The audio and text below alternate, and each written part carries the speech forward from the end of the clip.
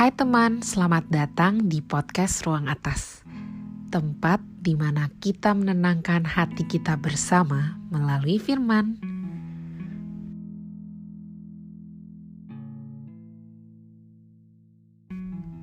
Sebelum kita mulai, saya ingin mengajak teman-teman untuk menenangkan hati dan pikiran kita.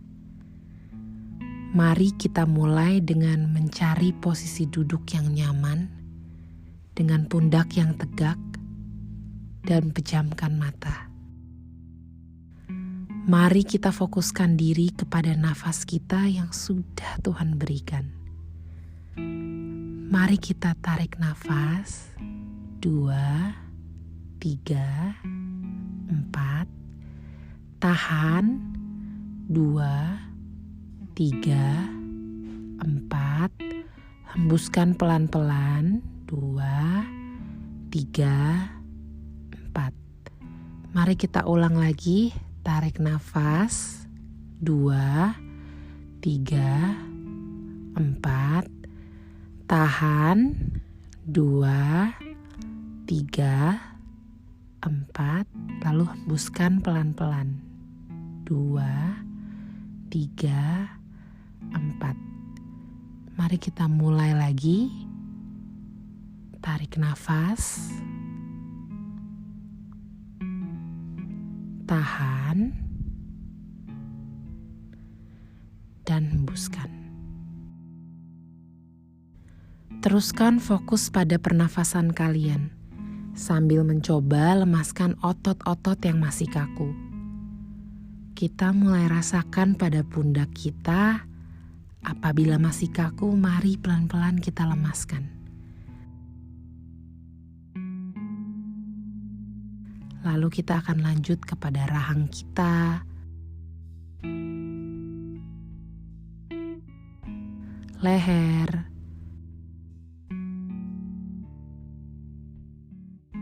perut dan punggung.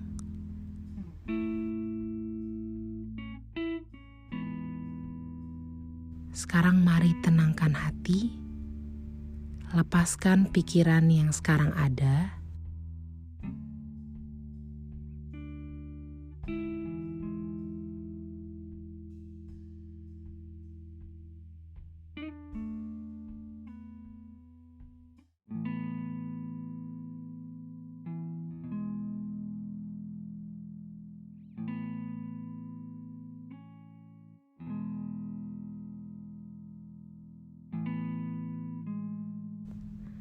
Jika sudah, mari pelan-pelan kita membuka mata. Hai teman, hari ini kita akan membicarakan tentang rasa khawatir. Kita semua pasti pernah khawatir. Bagaimana tidak, ketika kita memikirkan masa depan yang begitu luas, ketika kita tidak tahu apa yang akan terjadi di depan kita, atau ketika sesuatu tidak berjalan sesuai keinginan kita. Lalu kita tidak bisa berbuat apa-apa. Dunia ini seakan-akan membuat kita terus-menerus memikirkan sesuatu, mengejar sesuatu, dan berujung mengkhawatirkan suatu hal. Dulu saya ingat ketika saya kecil, saya khawatir akan nilai sekolah setiap semester. Bagaimana dengan hasil ujian akhir saya? Akankah saya lulus? Lalu lambat laun ketika saya beranjak dewasa, saya mulai mengkhawatirkan apa yang saya kejar di dunia ini.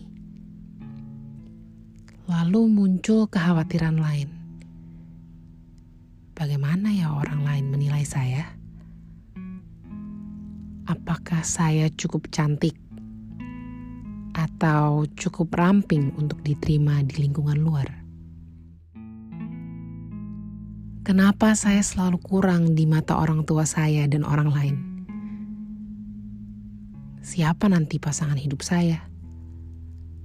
Lalu pun jika ada, apakah keluarga pasangan saya dapat menerima saya dan keluarga saya?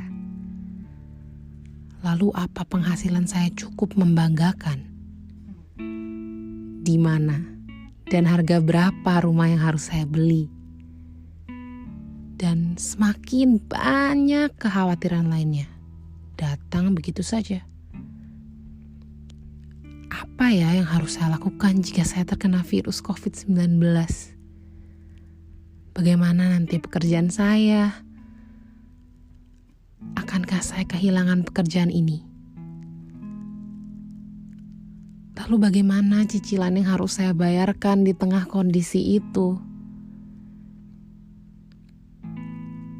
Dari kekhawatiran yang saya rasakan, mungkin ada dari teman-teman yang merasakan hal yang sama. Ketika kekhawatiran itu muncul, saya hanya bisa mempersiapkan diri, pergi untuk bekerja, mencari jawaban, dan membuktikan kepada dunia bahwa saya bisa untuk menjaga harga diri saya. Terus terang, hingga saat ini, masih banyak hal yang saya belum bisa capai. Banyak juga rasa khawatir yang belum terjawabkan. Lelah, putus asa. Ya pasti, saya sangat merasakan itu semua. Lalu muncul kembali pertanyaan baru. Untuk siapa itu semua saya kejar? Di tengah kelelahan, keputusasaan itu semua, saya menemukan sosok pribadi yang begitu mengasihi saya, yang selama ini selalu bersama saya, tetapi tidak pernah saya hiraukan.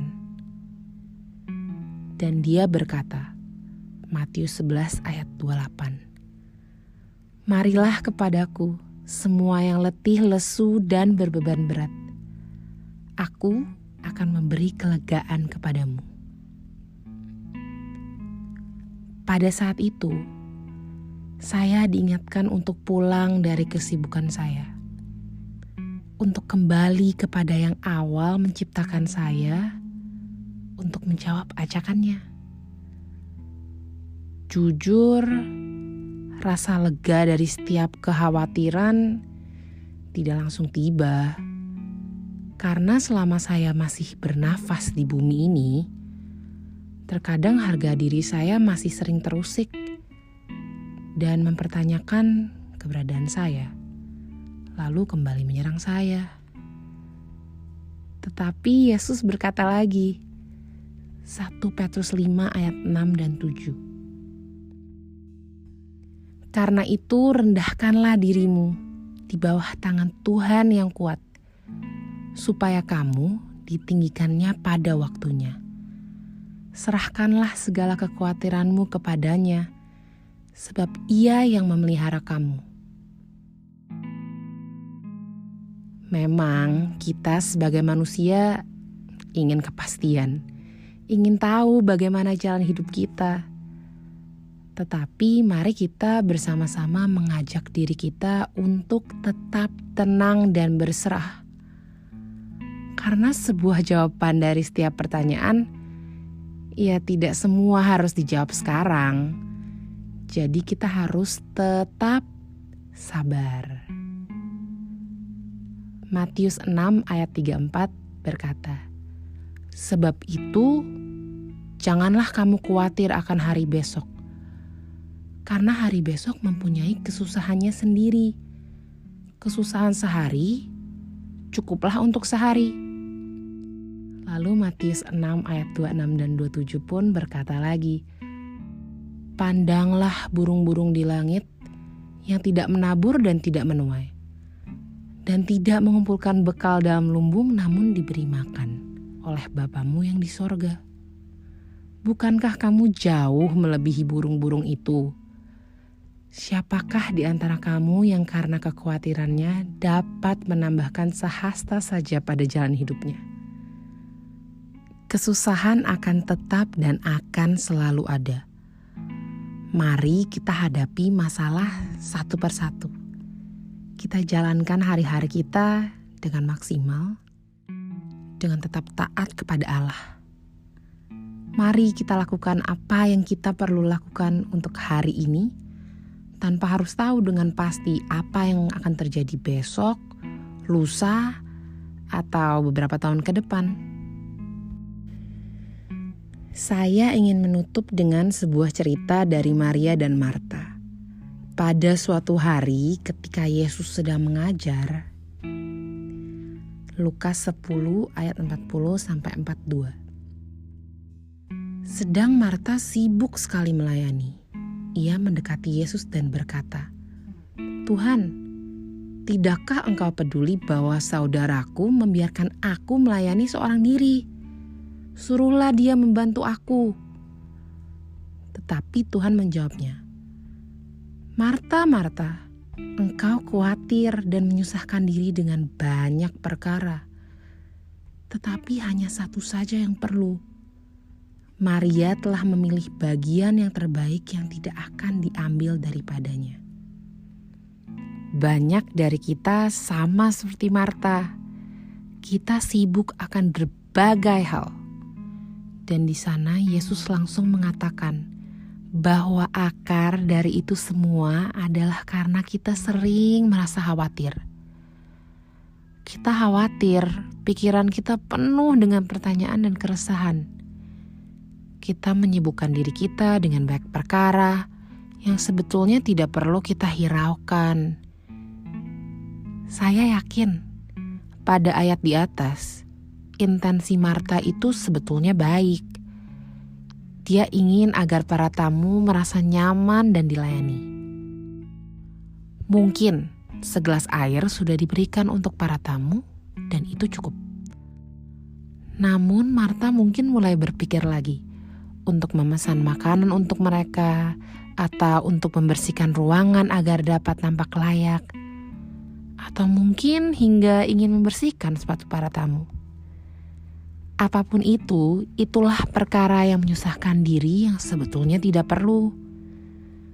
Namun Maria memilih untuk duduk diam, mendengarkan Yesus, agar hal yang tidak akan diambil daripadanya, yaitu hatinya, jiwanya, dapat beroleh ketenangan.